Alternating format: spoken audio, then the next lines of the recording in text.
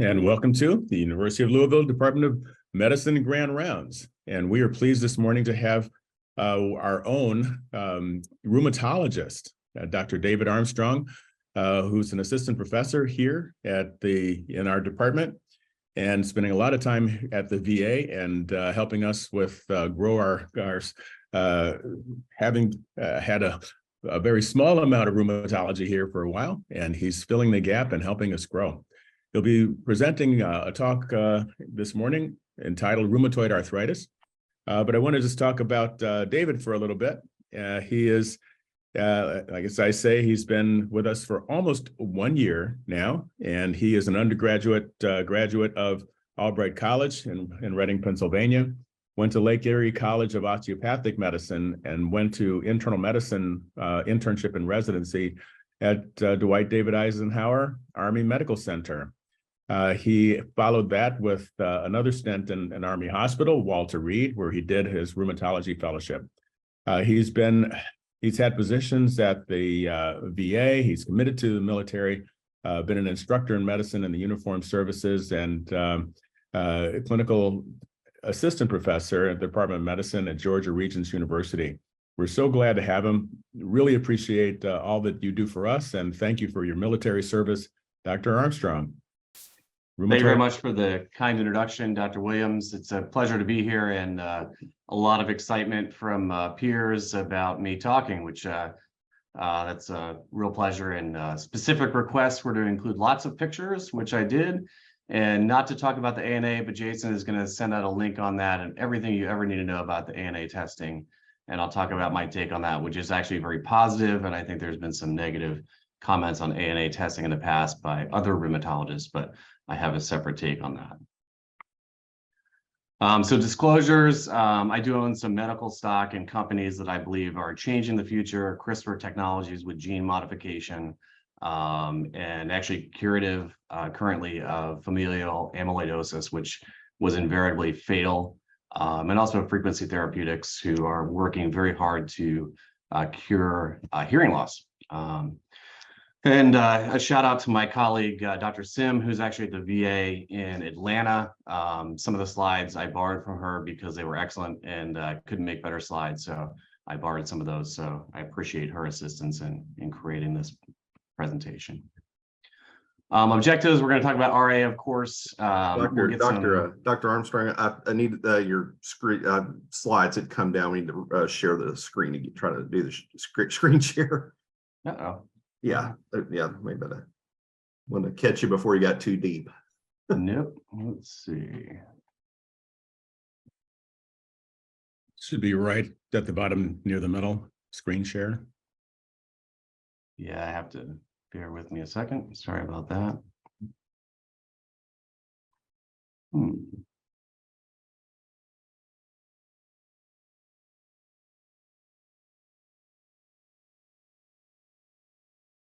There we go. Okay. So back to square one here, and we're going to talk about RA, a lot of specialty specific information. Of course, it's a systemic inflammatory process, so I interact with a lot of specialists in managing RA complications and medication therapy. We are going to talk about some sensitive topics, everything internists do not like: touching patients, examining and touching feet, and pregnancy. Kind of talk about the new black box warning for Janus kinase inhibitors, which of course affects a lot of specialties, including myself, gastroenterology and dermatology. Talk about some preoperative guidelines for folks doing preoperative visits, particularly in internal medicine, what to look for, what to do. And then really some hot new topics on the horizon, and some very exciting information about the pathogenesis of rheumatoid arthritis. So have you ever had this patient? All the great lectures I've been to really talk about, patients and, how that applies, and patients that we've all seen. So I'm going to read a story here, and then we'll kind of talk about it here throughout the course of our lecture today. So the patient, Mrs. G, has severe rheumatoid arthritis and presented to the Mayo Clinic. She's failed conventional therapy and wheelchair bound. She refuses to be discharged until someone actually does something about her arthritis. So in steps our new hotshot clinical research professor from Pitt, Boo Pitt, and he lets the team know that he wants to try a new biologic therapy. This has been seen to improve systemic inflammation, and he's done some research on this through hepatitis and rheumatoid arthritis. This drug, compound E, synthetically synthesized from a 38 complex step process. The team gets excited and expedited IRB approval for the drug with Mrs. G's consent. The drug in limited supply is allocated, and the team anxiously crowds around Mrs. G's bedside, and the well-meaning intern, of course, fumbles on the 1-yard line, dropping compound E on the floor. By some miraculous miracle, compound E does not spill. Mrs. G receives compound E and is grocery shopping out of the wheelchair within a week. Everyone, of course, is very excited, as I am. The clinical trial is expanded, and the result is astounding. One of the peers at the Mayo Clinic is quoted saying, "It was like God had touched them." The clinical trial unfortunately unravels quickly. Mrs. G transitions to lower doses of formulation of compound E. She gets arthritis, worsened, myalgias worsen. She develops iron deficiency anemia, stomach ulcer, and requires several packed red blood cell transfusions. She unfortunately disenrolls in the trial, but not before filing a patient advocacy complaint that cruel things were done to her at the Mayo Clinic. She unfortunately succumbs to congestive heart failure 6 years after the trial began. So this is nothing new. This is the original clinical trial in 1948 of cortisone, and the hotshot clinical research professor is Dr. Philip Hench. The compound E is actually cortisone, which given at that dose was 300 milligrams, which for those who aren't good at calculating steroid dosing, it's about a 60 milligram equivalent of prednisone. So nothing has really changed. And I know we talk a lot about prednisone and risk of prednisone, but it does perform miracles for patients with rheumatoid arthritis, and we'll get more into that in the medical management section. So I love this quote from Dr. Osler. "When a patient comes in with arthritis in the front door, I try to go out the back door." So really this motivates me, on a daily basis when I see all the woes of the book of Job in my clinic, that I am doing good and really improving the quality of patients' lives. Even Osler was scared to do that. So really you're not going to see much of this anymore. My rheumatoid arthritis patients, if you see them on the street, they're not going to have chronic joint deformities. And that's the miraculous thing that we do in rheumatology, and really with advancements that we'll talk about as to, preventing permanent joint damage and disability. They have the bent fork kind of advertising campaign through the American College of Rheumatology, which really, our goal, is to restore function so that patients can live a normal adult life. And of course, everybody asks me, what I do in rheumatology, and no one seems to know what I do, which is, difficult sometimes when we deal with over 200 conditions that many folks have never heard of. So my simple form in talking to patients, I take care of lupus, rheumatoid arthritis, and gout, which hits about 10% of the US population. So chances are that people know someone who has one of these diseases. But that's not necessarily all we manage. Really when I talk about what I do, I did some deep thought about this one day. I really provide structure to, thought process with systemic disease for patients and providers across both specialties, and really structure to medication management to make them better. But some progress, I think, the American College of Rheumatology has done a wonderful job at really advocating for early arthritis identification, getting folks in early so that we can really prevent those permanent joint, disability and damage that we saw on the other slide there. Early rheumatology referral as part of this, and really patient and provider education. So the more that I can educate folks like yourself as to who to send and why to send them, the more we're going to take care of disease and really our patients together. They've really had a big focus on standardization of care. And then the other thing, really too, is a lot of, good advocates in the community who, have stepped forward and said, hey, I have rheumatic disease, whether it's, Seal or Selena Gomez with discoid and systemic lupus, or really, Phil Mickelson. Everybody comes to me and they're like, I want to be on Enbro like Phil, and I want to get out on the golf course and golf, a full game and not have any issues. And I want to win the Masters. I'm like, I want you to, and that's, a wonderful thing. Really, we're getting to rheumatology specific medication development, particularly for the seronegative diseases, psoriatic arthritis, ankylosing spondylitis, where, we have medications that are targeted and they really have a great improvement compared to a lot of our other drugs, which, as we'll learn later, there are a lot of medications that we use from oncology, doesn't work great for cancer, doesn't make patients sick, but does improve, arthritis and inflammatory disease. And I think there's a lot to come, at least with rheumatoid arthritis and developing disease-specific drugs. Really the difficult thing, I know I'm sometimes a stray cat and wandering around and trying to get everyone taken care of, as a limited resource. But when we look at the numbers, there's really only about a half a rheumatologist for every 100,000 patients in the U.S. or people in the U.S. So I would joke with Dr. Williams that we're overstaffed here, but he probably would argue the opposite, and I would as well. And really 91 million, Americans suffering from rheumatic disease, which is kind of astounding. It's out there, we're always looking for it. And I'm always happy to see patients and really make an intervention that's going to change their quality of life. So epidemiology of rheumatoid arthritis, the prevalence is about 1% of the adult population, which, don't worry, I am looking for rheumatoid arthritis. I was listening to my podcast this morning, and that's the same prevalence of psychopaths. So watch out for them. Probably about the same number of people. So if you see a lot of people with rheumatoid arthritis, watch out. There's some other folks out there in the evil realm. Much more common in women is all autoimmune disease. Incidence really declines after 45. And so we see a lot of incidents of rheumatoid arthritis when estrogen changes, the onset of menses, childbearing years, premenopausal. And then there is an elderly peak as well, which is a little bit smaller. And it's heterogeneous. No two rheumatoid arthritis patients or lupus patients are the same. And I think everyone knows this. It's a mixed bag of tricks with what we see and the disease severity. A much higher risk in smokers. Smoking is definitely identified as an environmental risk factor for disease, as well as periodontal disease. We have periodontists come talk to us, about every year at annual meetings. The latest candidate for the etiology is, I'm not going to be able to pronounce this bacteria. I'm just going to call it AA. But there is some thought that poor dentition, is a risk factor. I would love to say that we don't see this anymore, but one of the older treatments was to have all of your teeth pulled, and that's why George Washington, who suffered from rheumatoid arthritis, had wooden dentures. But I did have one patient a couple years ago and got diagnosed with RA and did have all of her teeth pulled and got dentures, hoping that it would cure her disease. And some other thought too. We used to, use gold, and unfortunately, I prescribed that as well early in my career.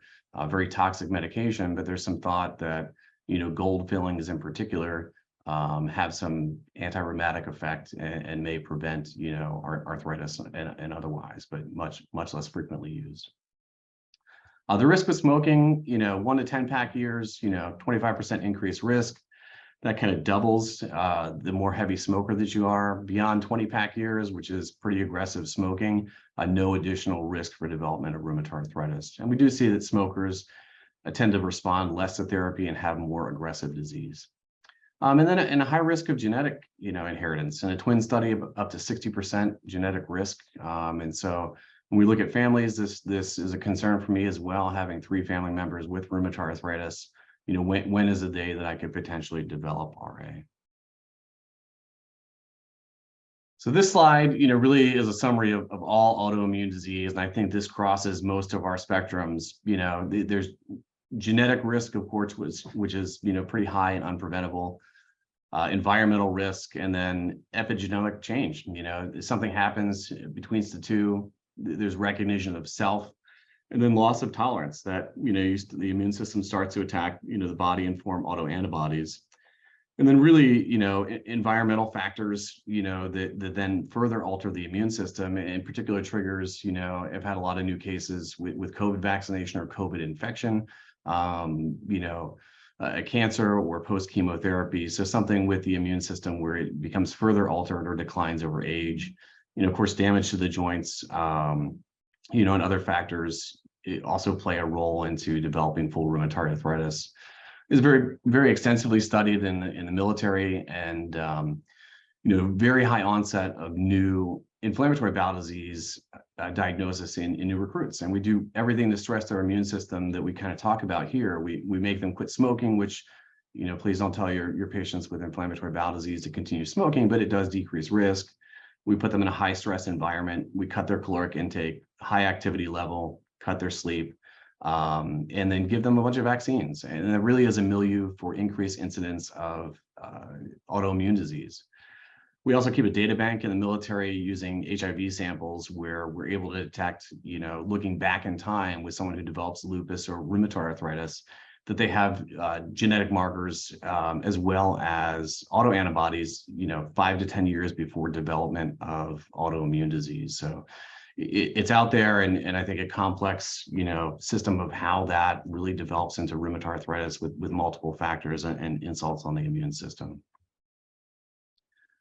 Really, when we describe rheumatoid arthritis, the buzzwords for describing it, it's a symmetrical small joint polyarticular arthritis. It typically affects just the peripheral joint, so there is some involvement of the cervical spine. It's inflammatory, additive, and it is a chronic arthritis. When we talk about joint involvement, really when we look at predominance of joints, really hand and foot in the large knuckle joints, the MCPs and the MTPs, which we'll kind of talk about, simple exam features to identify rheumatoid arthritis a little bit later. But there is involvement of other large joints, and of course the C-spine, typically the thoracic spine, SI joints, and also the lumbar spine are not involved. When we look at joint damage, of course, everyone, thinks about the hands. And, I joke with my patients that, they would walk around on stumps, but when their arthritis, whatever type affects the hands, they're really in the next day, because you cannot function in modern society with technology or iPhone without use of your hands. And really the first joint, because it has the thinnest cortical bone in the body that's eroded, is actually the 5th MTP in the foot. So along with my mother and wife's great fears of breaking off their pinky toe, which I guess is a thing, really that's a joint that's affected the most earliest in rheumatoid arthritis. So clinical features, we're really not looking for deformities and disability anymore. When I see these patients, they're well aware that, we've missed a paradigm of being able to catch them early in disease. And I sometimes wish I could have seen them 10 or 15 years ago, where we can prevent this. Same thing with subcutaneous nodules. Really don't see too much of these anymore. Sometimes with methotrexate, this can increase formation. And there is a component, a lot of rheumatoid nodules will have a core of uric acid, where uncontrolled gout, which can coexist with rheumatoid arthritis, may predispose patients to having nodule formation. Same thing with erosive X-ray changes. When I see erosions, we've really missed the boat, and that's really our goal, is to prevent that type of disease and joint deformity. But what we're looking for, elevated inflammatory markers, positive laboratory testing, to include the rheumatoid factor and CCP antibody. The panel at the university also adds a protein 14.3, which some of the residents have asked me about. Is not FDA approved. It is a marker, but standardly I would stick with the rheumatoid factor and CCP antibody tests. Multiple tender and swollen joints. Stiffness, when we asked about stiffness, prolonged morning stiffness, which has a reoccurrence in the evening. Done some deep thinking about this as well, and really mimics the body's natural production of cortisol, where you have a large boost to wake you up in the morning, kind of declines around breakfast time, but then increases throughout the day. And so that's why you're having the morning stiffness. And of course, as you're trying to sleep at night, your cortisol level drops. And so you'll have a bimodal pattern of joint stiffness, pain, and swelling with patients with an inflammatory arthritis. And of course, a lot of chronic pain and fatigue associated with systemic inflammation. Very rarely weight loss, but we can see this with a systemic inflammatory process as well. And really, if you study Latin and then try to apply it to medicine, really the key features of inflammation, pain, warmth of the joints, redness, swelling, and loss of function. So I put these in here just because we don't see these much anymore, because we're getting such good disease control, but they like to come up on boards. On the left of the screen, you'll see the classic swan neck deformity, where the DIP is involved with tendon and synovial inflammation. And then the Boutonniere's deformity of the small finger, which again, that stands for buttonhole. And so the thought is that the PIP involvement, kind of looks like the joint is being squeezed and trying to be pushed through a buttonhole like a button. Kind of classic erosions here on hand imaging. So kind of, really a peri-articular erosion. So the reason we see erosions there, the joint itself and capsule are fed by capillaries where they diffuse nutrients into the joint itself. And so these are proliferative synovium and blood vessels there at the edge of the joint. So that's where you're going to see erosions with rheumatoid arthritis. And really a lot of, extra-articular involvement. I would love to say we don't see this anymore, but, really probably, much more frequently at the VA, we see a lot of serious complications from rheumatoid arthritis. Osteoporosis, a lot of ILD and lung disease, which, I'm always talking to peers about, what to do with patients, whether they have UIP, or NSIP, and what to do, whether it's antifibrotic therapy or, immunosuppressant therapy that's going to make them better. And some incidents of risk of, lung changes, which we'll talk about with methotrexate. Other kind of common thing is when we fiddle with the immune system, a lot of infectious risk that can cause lung changes as well. We don't see too much pericarditis with rheumatoid arthritis at all. Is on the differential diagnosis. I have had some myocarditis with in particular TNF inhibitors. Really pericarditis is much more common in lupus, although still 50% idiopathic as the etiology of pericarditis and pleurisy as well. A lot of eye disease, an unfortunate case here recently where we had scleromalacia and required urgent transfer from the VA to UofL to have an urgent corneal transplant. But a lot of eye inflammation, and beware of the red eye. We'll talk about that in a second here with differentiating features and underlying autoimmune disease. Again, remember, these are systemic diseases. And so, a lot of other manifestations we see can involve other organ systems, and,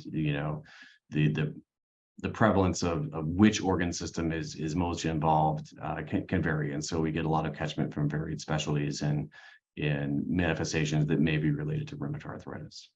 Really mild with regards to myositis, can see complicating features of vasculitis, and ulcerative, as well as nodule formation too. Nodules, most common for rheumatoid nodules on the extensor surfaces of the joints, and the elbow would be number one for prevalence of that. And of course, mononeuritis multiplex, which is fancy term for, nerve involvement with vasculitis or a foot or wrist drop. And I have had one case of CNS vasculitis due to rheumatoid arthritis as well. So red eye, we talk about red eye, episcleritis and scleritis, are the two most, early signs and common disease with eye inflammation and RA. Differentiating factor is depth of inflammation. So episcleritis, the eye looks red, non-painful. Scleritis, a deeper level of inflammation and pain with that red eye. And of course, pretty graphic and unfortunate event of scleromalacia perforans, where, again, the inflammation has been uncontrolled and the cornea just melts.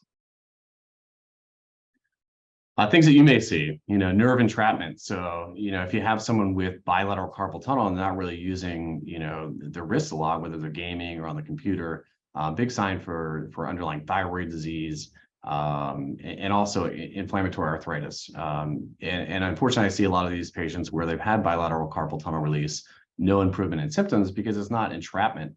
It's really synovitis and swelling to the wrist that presses on the nerve. And so, a short course of prednisone and getting them on good therapy resolves their carpal tunnel symptoms. You can have similar features, especially if there's ankle inflammation and tarsal tunnel in the feet. Still a lot of septic arthritis out there. Staph is the number one cause, of joint, infection in rheumatoid arthritis patients. I see a lot more strep, and it's usually cat bites too that also pose risk. As my ID mentor once told me, cats have dirty little mouths and sharp little needle teeth that like to get in a tendon. So anytime you have a cat bite, those folks need antibiotics pretty quickly, especially if they're on immunosuppressant therapy. A really big reduction in tendon rupture. I've had a couple of cases myself, usually folks who can't tolerate therapy and are getting repeated corticosteroid injections or oral steroids. Joint subluxation, the big one we worry about with longstanding uncontrolled disease is weakening of the AA ligaments in the cervical spine. My anatomy professor once referred to this unfortunate catastrophic event where, he referred to it as pithing the frog. So if anyone remembers, dissecting frogs and you had to take the dissection needle and sever the spine in a live frog, that's really what happens when you have disruption of the AA ligaments in the neck. The dens goes right into the cervical spine and can cause a catastrophic neurologic injury. And we'll talk about that a little more in the pre-op section and evaluating these patients before surgery.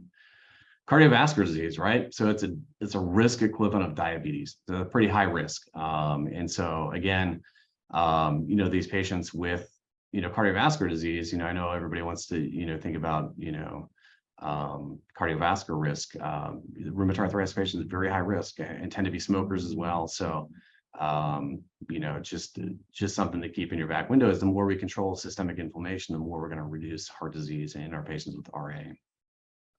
When we talk about serious infection risk, prednisone is the biggest offender. Fourfold increased risk of infection, serious infection with prednisone dosing greater than 5 milligrams a day. So, I don't take prednisone lightly, and trust me, I want all my patients off of prednisone if I can get it, but sometimes we just have to use it so that they can function and live a normal life.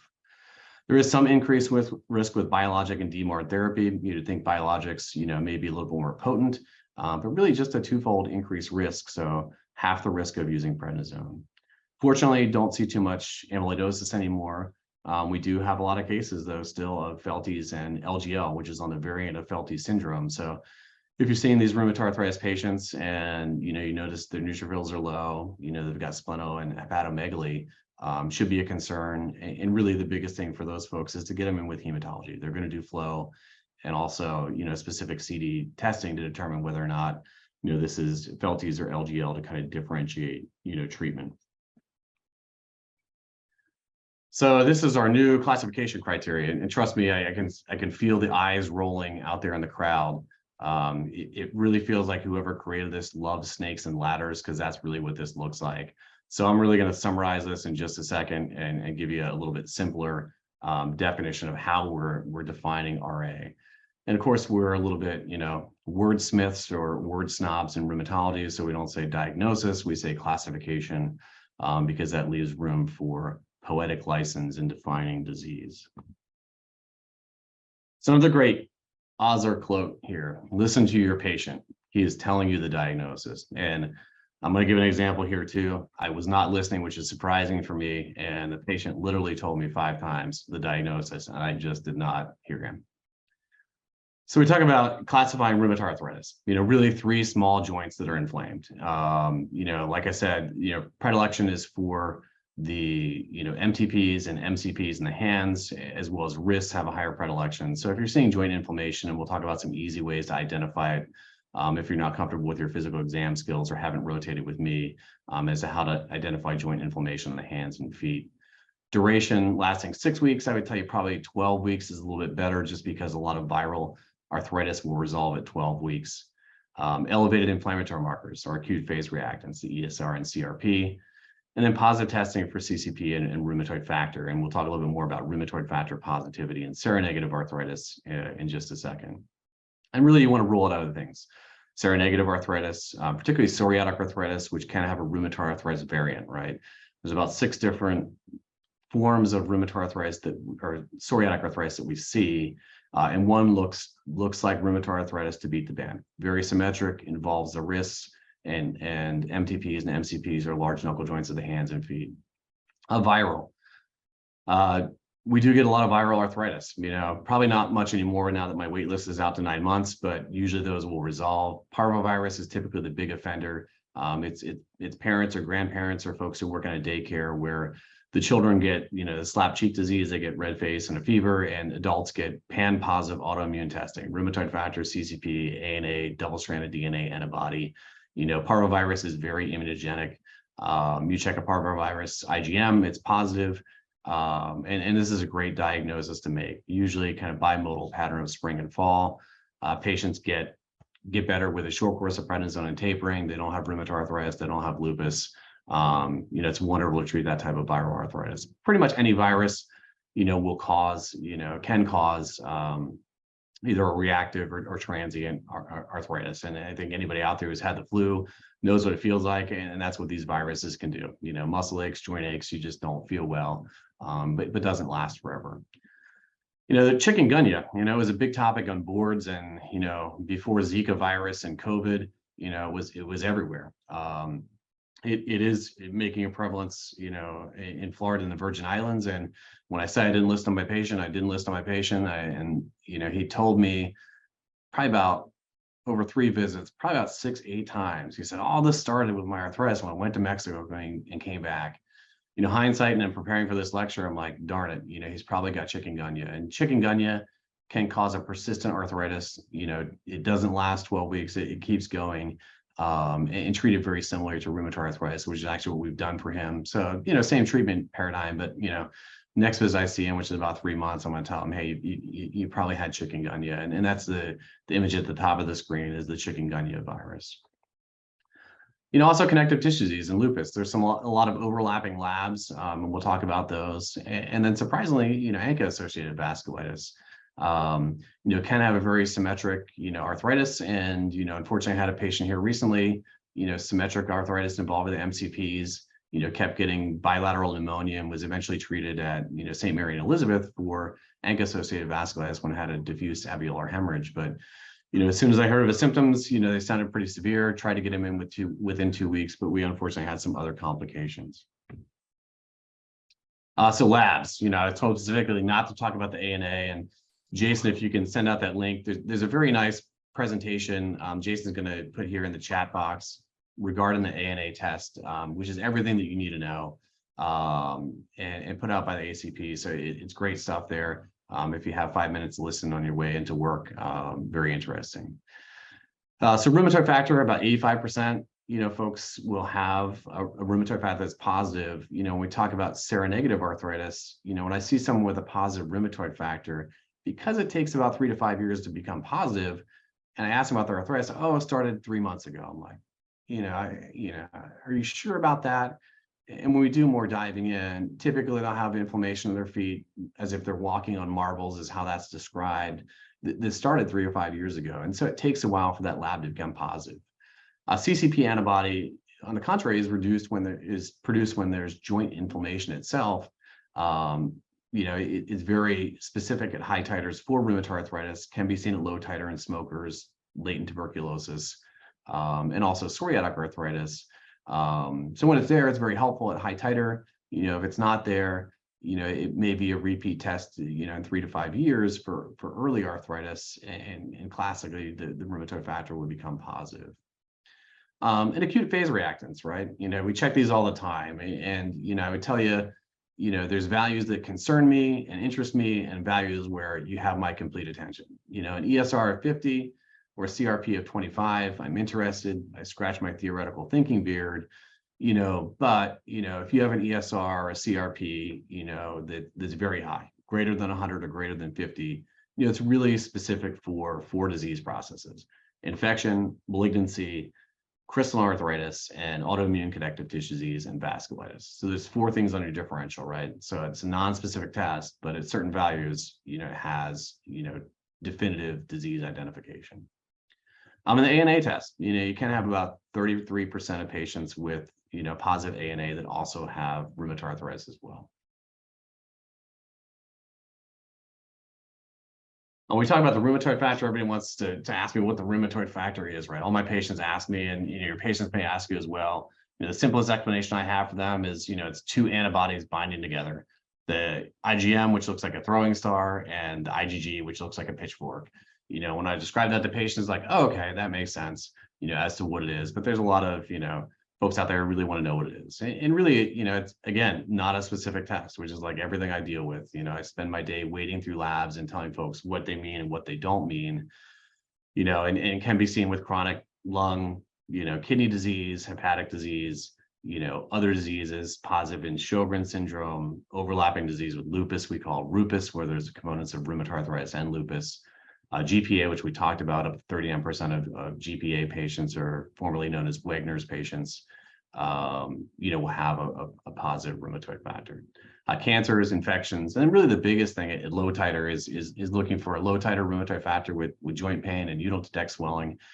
High prevalence of hepatitis C and concomitant, cryoglobulinemia. And you can have some healthy folks out there with a rheumatoid factor too. So seronegative rheumatoid arthritis, when I hear this, the hair on the back of my neck goes up. Honestly, probably I can count on my hands and toes the definitive seronegative rheumatoid arthritis that I found in my clinic. Just cannot find a cause. I would say it's about as rare as hen's teeth. Really, when I get these second opinion consultations, I love them. They're a treasure trove of disease. It's chondrocalcinosis and pseudogout, psoriatic arthritis, you name it, or it's just other disease manifestations have not presented. My classic case here recently had a patient I followed for about 6 years. He had a very symmetric, arthritis in the hands and feet. We tried a bunch of mild or DMARD therapies. Eventually tried a biologic therapy, was not successful, and then went to get a screening colonoscopy, and lo and behold, he has ulcerative colitis, right? So didn't have any GI symptoms, no anemia. And eventually, really, if you cannot find a cause within 10 years, which I know sounds like a long time, and we follow these patients, and provide appropriate treatment, until we can get a diagnosis, it will present itself. But it's patience and due diligence in evaluating these patients to get an appropriate diagnosis, really for targeted therapy. Other consults I love, second opinion consultations for fibromyalgia, as well as positive ANA testing. Like I said, I find a lot of disease that just has been glossed over. And that's part of my approach to these patients. Please don't send every fibro patient, but, if you have concerns that there's something else going on, I'm always happy to see them, because, I would probably say about 60% of those folks, we find something and, something treatable. And when you look at the prevalence of rheumatic disease, that we mentioned earlier, it's not surprising. So if you're concerned, I'm concerned. Synovial fluid analysis, we talk about, I think the age-old mantra is never let the sun rise and set on a pleural effusion. I would say the same thing about a monoarticular arthritis. If you don't have a high clinical suspicion for gout or, a benign cause, you really need to aspirate the joint, or have orthopedics or myself, if I'm available, aspirate that, really looking for infection. You have to rule out infection with these joints. You can treat clinically for gout, but you want a close follow-up plan to make sure that you're not missing infection. I've been burned myself too. I had a patient, uric acid's 9, ankle swollen, I'm like, this is probably gout, but we took off fluid, sent it for analysis, and guess what? It was staph. And so again, I treat it presumptively, but, I always have in the back of my mind worry. If you're looking at synovial fluid, really kind of key features are cell count. If you have only one drop to send, I think Dr. Burns and Dr. Arnold will tell you, you got to culture that first. The crystal and cell count and everything else will wait, but that's the most important thing. If you're concerned it's inflammatory or not, easy things to do. One, you just look at the syringe, you hold it up. If you can't see the numbers and the lines on the other side of the syringe, that's inflammatory. And that's a good easy benchmark of your concern.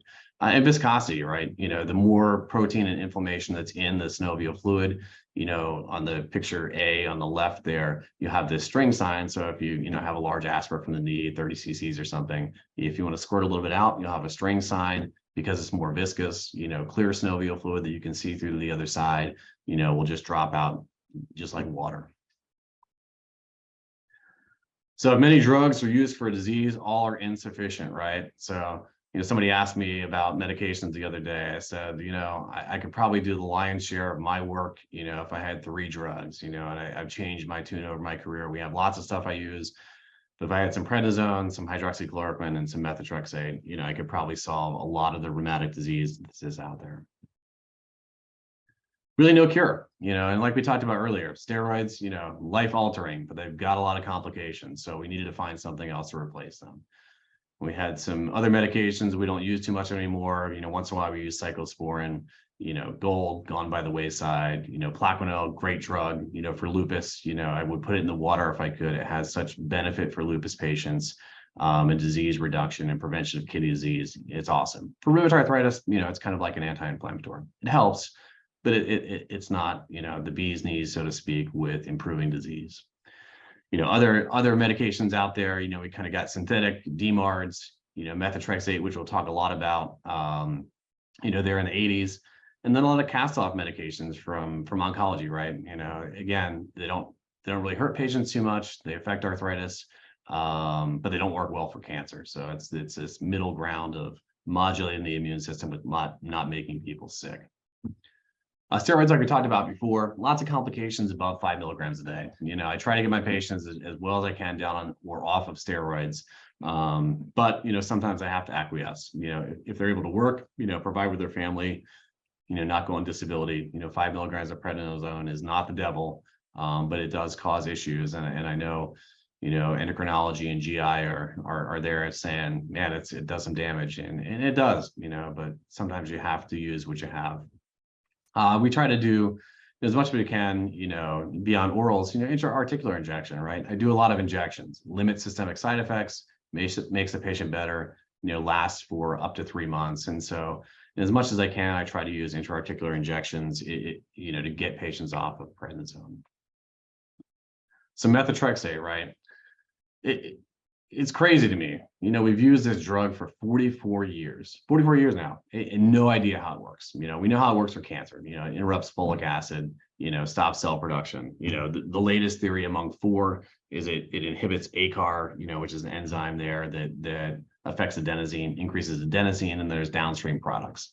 There's some thought it affects JAK and other pathways, but no idea how it works, right? And we're still using it. So I just throw it out there. If you want to, publication, or you want to do some research, find out how methotrexate works for me. I'm interested. No idea how a copier works either. Like, you put the paper in, it's magical, right? But there's still some mysteries out there that need to be solved in medicine, and how methotrexate works is one of them. It was a great drug, right? 50% remission rate. That's better than anything else we have, even biologics. So it's a great drug, but it has issues, and we'll talk about those issues here as well.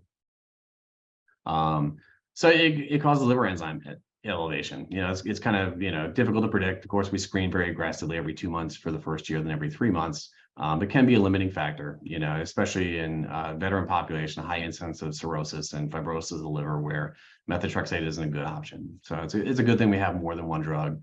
Otherwise, it provides a lot of end organ damage, unfortunately.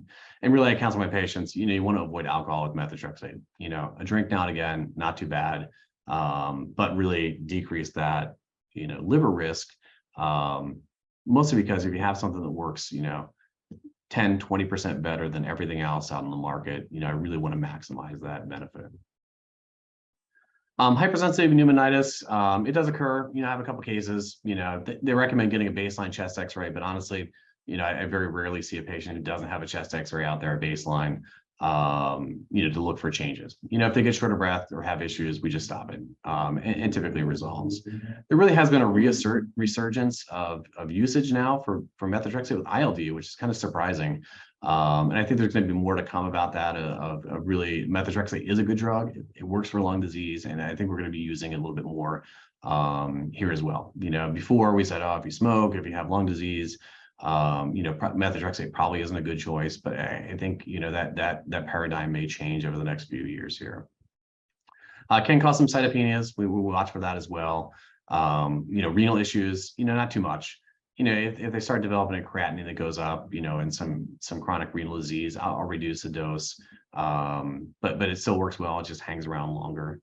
And we'll get this kind of call from pharmacy, probably about once a month. There's some antiquated software data out there that methotrexate interacts with anti-inflammatories, and you may see it when you're doing medication reviews.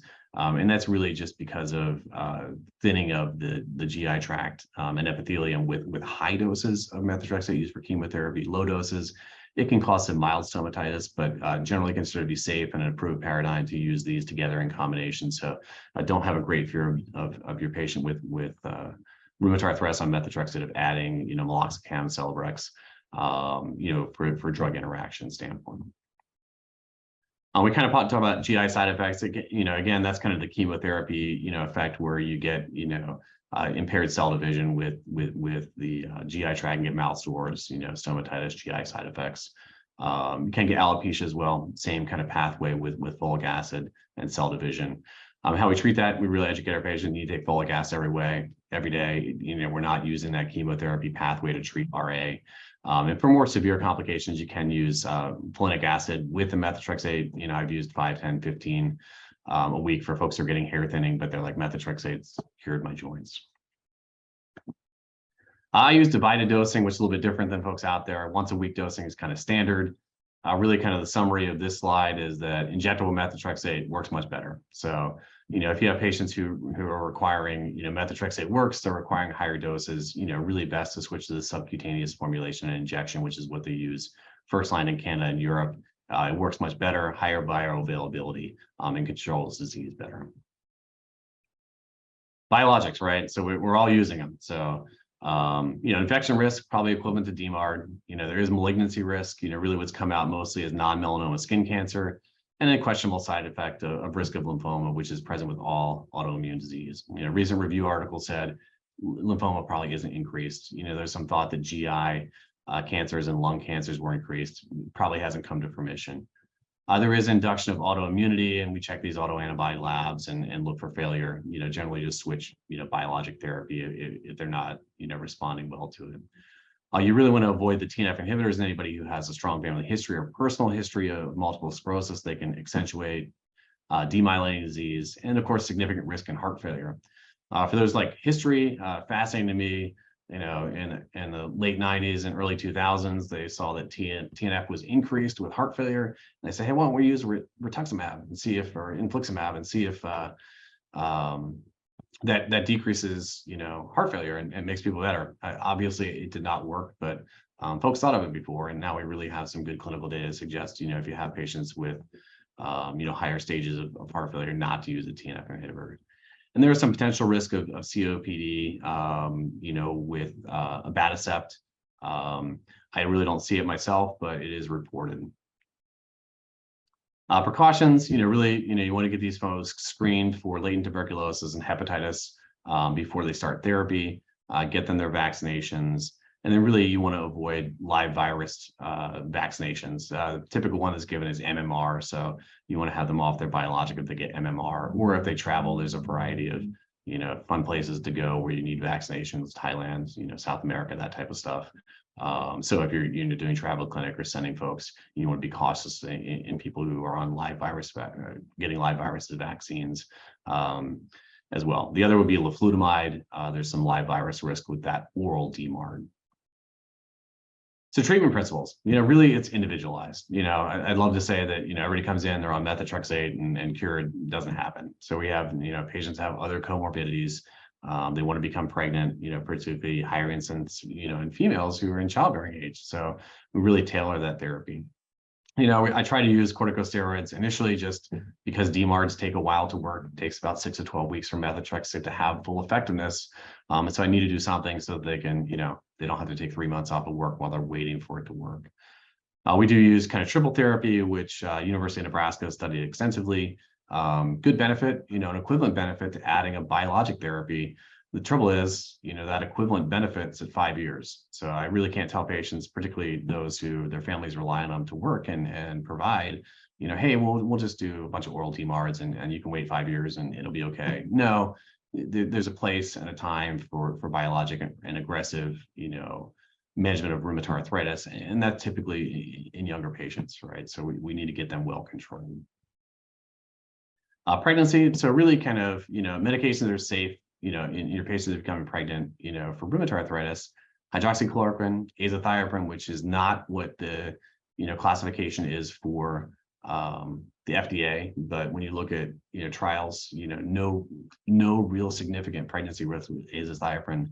TNF inhibitors are also safe, and prednisone. So I put a great resource here. It's a mother to baby. I talked to OB about this, and they had no idea that there was a website where they had free counseling for every medication that patients take, and in clinical trials and data supporting that, where their patients can email, text, call in, and really review their medication list.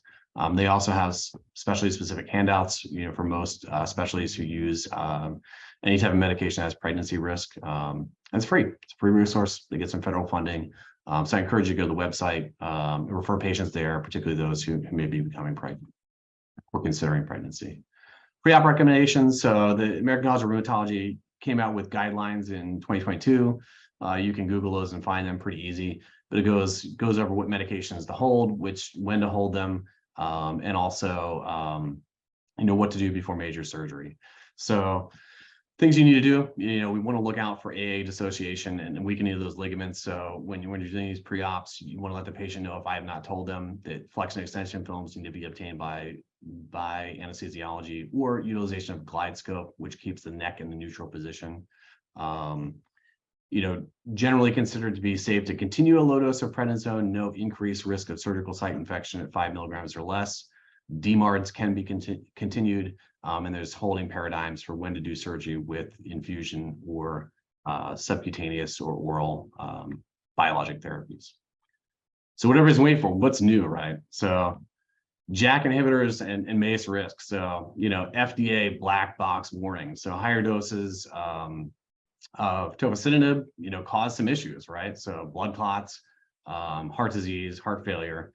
And so now it's across the board, black box warning for any JAK inhibitor.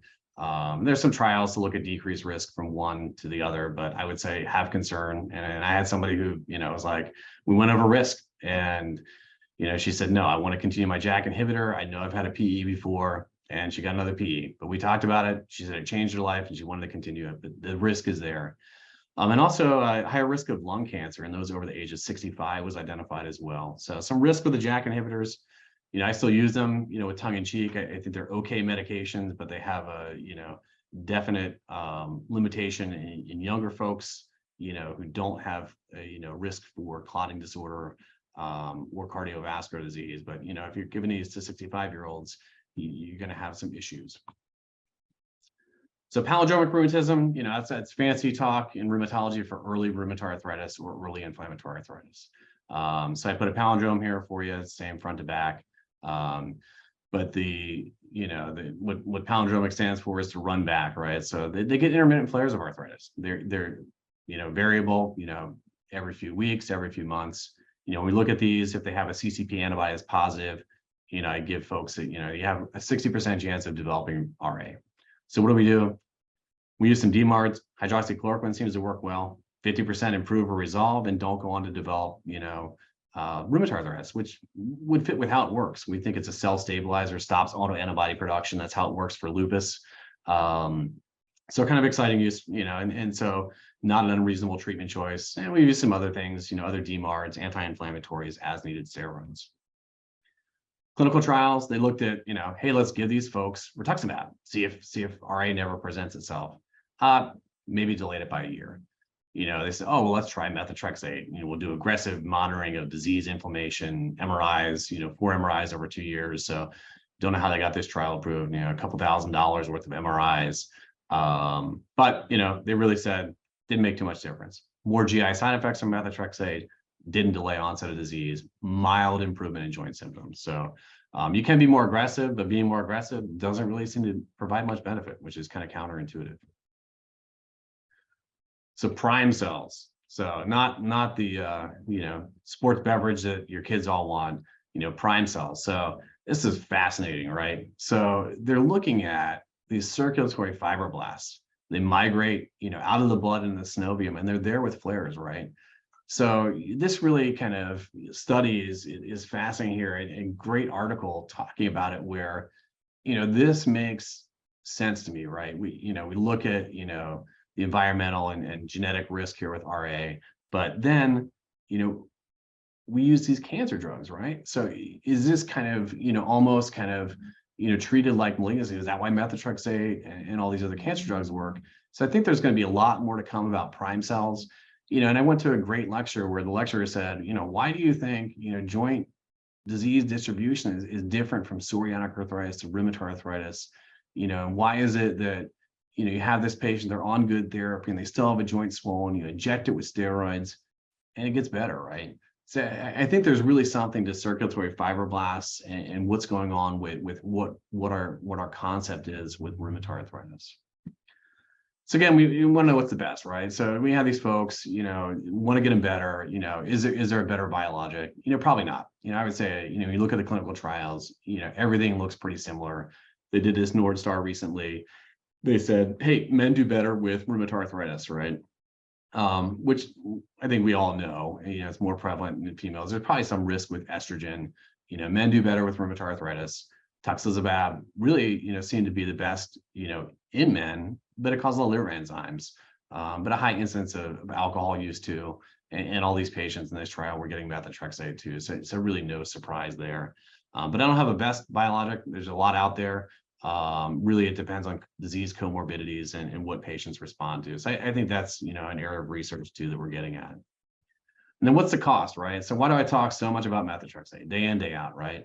I pulled up, the GoodRx coupon. You can get methotrexate for 7 cents a month, right? It's amazing. What can you get for 7 cents now? Nothing, with inflation.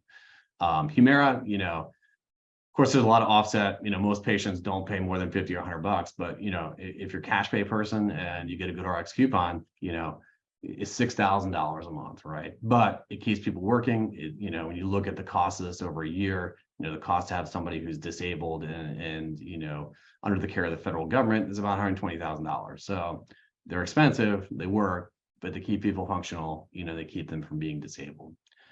And we look at the cost of patients, right? When we talk about checking all these labs and doing all these MRIs and things like that, it costs patients a lot. In the first year they're diagnosed with rheumatoid arthritis, up to $36,000 a year. It's insane. So when we focus on early arthritis, getting folks to me, let me know. If you don't want to check labs, it's fine. Get in there. We will be minimalist and really be respective to cost for them. So really, I want to send you with some take-home points, or I like to refer to as bag lunch, right? So what to check? Rheumatoid factors, CCP, acute phase reactants. If you're concerned, call me. I got my cell phone number on here. Always call me. I'm always happy to answer your questions, really get patients, taken care of before they get to me, because they put a lot of value in that visit, right? They are super focused. They've been waiting 9 months to see me and they want to be taken care of. And, I will provide that for your patients. But, if you have questions or what to do before they get to me, or if they need to be seen sooner, please call me. We look at kind of evaluating kind of one easy thing to do. You just, simple handshake, squeeze the knuckles, squeeze the feet, that's going to identify inflammation. Things that, are out there that are old wives' tales, number one, you have to wait 12 weeks to do labs or send patients. No.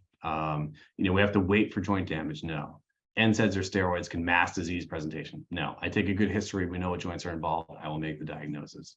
And then, you shouldn't provide corticosteroids without a diagnosis. Completely wrong. These folks need to function, and, please give them steroids if they need it so that they can get joint inflammation down. So I put my cell here for you. We'll pause there for a second.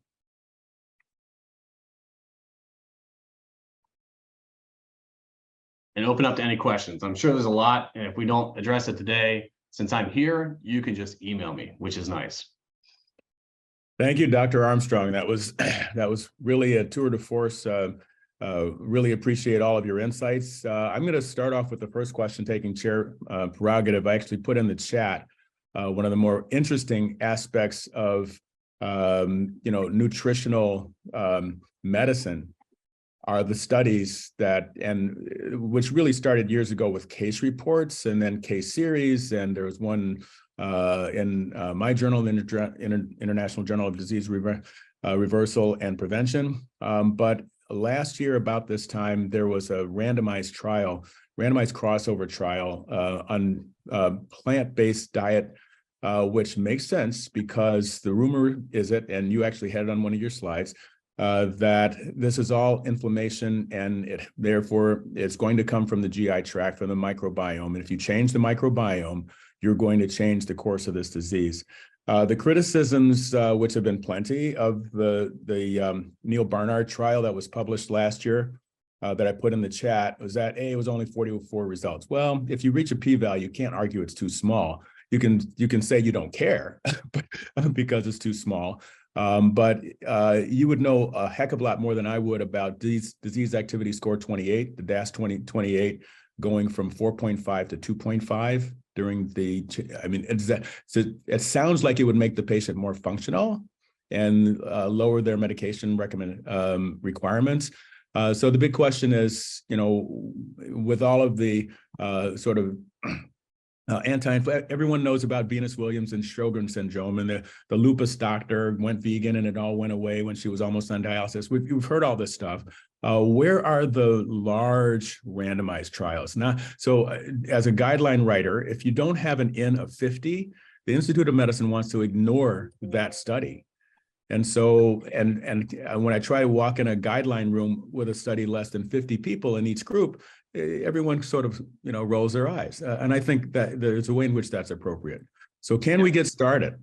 Are we in the right place at the right time to do some nutritional intervention? Let me see here. Sorry, I'm trying to scroll down. So I knew you were going to ask about diet, right? So I came prepared.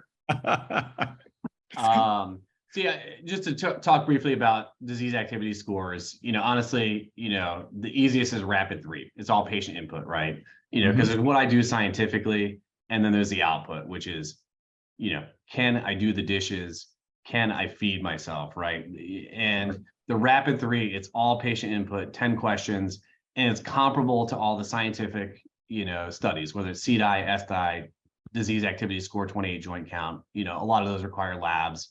So it's all patient input, right? Because that's what they want. They want to feel better. So kind of comparable on studies, which I know you'd ask me about. Plant-based diet, is out there, and again, I put in kind of, elimination diet trial here too, right? Because again, people always want to make a change. The NIH came out with kind of, probably 2016. They said, all right, there's all this out here. Everybody asks about diet. They ask me every time, what can I do to change, right? Because it's an easy intervention the patient can make. Yep. NIH said lower processed food, which everybody knows, right? The more stuff that's in food is not good for you. More fish with omega-3. That was their kind of broad sweeping statement.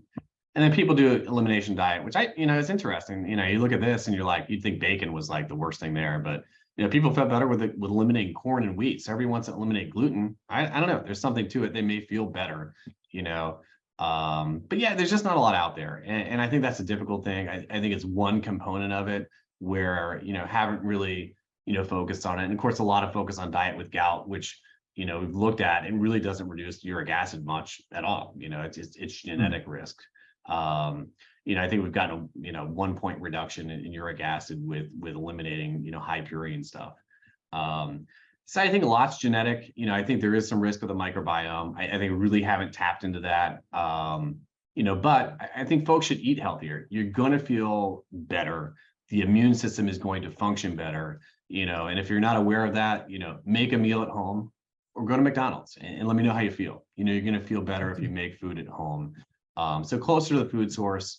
I think plant-based diet, if you can do it, I think it's awesome. I have a lot of patients, and I'm sure you have them too. I don't want to make any changes, just give me medication. So, it's a component of it. I think plant-based diet probably is more anti-inflammatory too. Just you need numbers in a trial. Correct. And so, yeah, and it all is about the microbiome. Looks like we really appreciate all that. It looks like we're running a little bit long, but maybe we can get a couple of the questions in. I saw one from Dr. May. Any role for regular physical exercise in management of RA? Yes, it's also a good question. Everybody wants to know what to do, right? So you really shouldn't exercise on an inflamed joint. It's going to accentuate joint damage. What I tell my patients, which is the easiest thing I found, is if it hurts more the next day than you want it to, you're probably overdoing with exercise. But, I used to snicker. Our Surgeon General in the Army, right? She came out with the triad of health, eat healthy, get plenty of sleep, exercise regularly, and oh, by the way, don't drink and smoke, right? When I tell patients that, it's not rocket science. It's general, advice to be a healthy adult, but it has a significant impact on the immune system. And so, yes, I do recommend lower impact exercise. Swimming is probably the best. You're going to burn a ton of calories, take all that weight of gravity off the joints. If you can't do that, elliptical, biking. But everyone wants to walk and run because it's convenient. You just throw on tennis shoes and you go. But it does put a lot of high stress on the lower extremities, which, as we learned, the feet are where rheumatoid arthritis starts doing damage first. Right.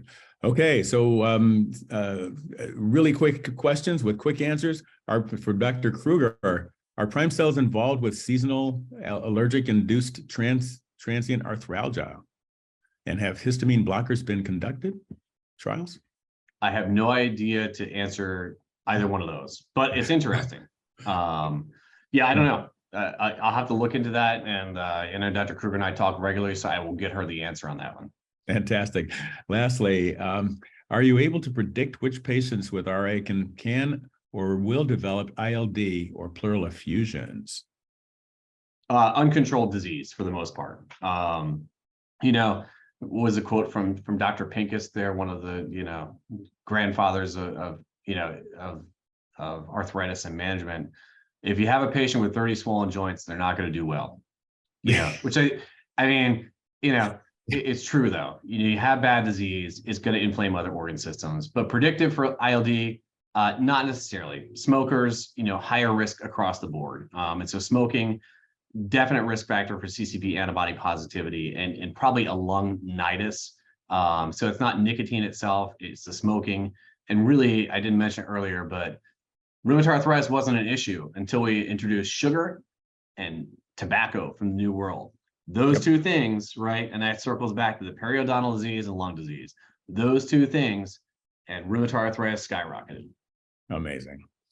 Well, this has been really a wonderful opportunity to grapple with difficult disease, and we have a great microbiome lab here. We're going to be able to do something about this. So I really appreciate all the time and everyone's attention.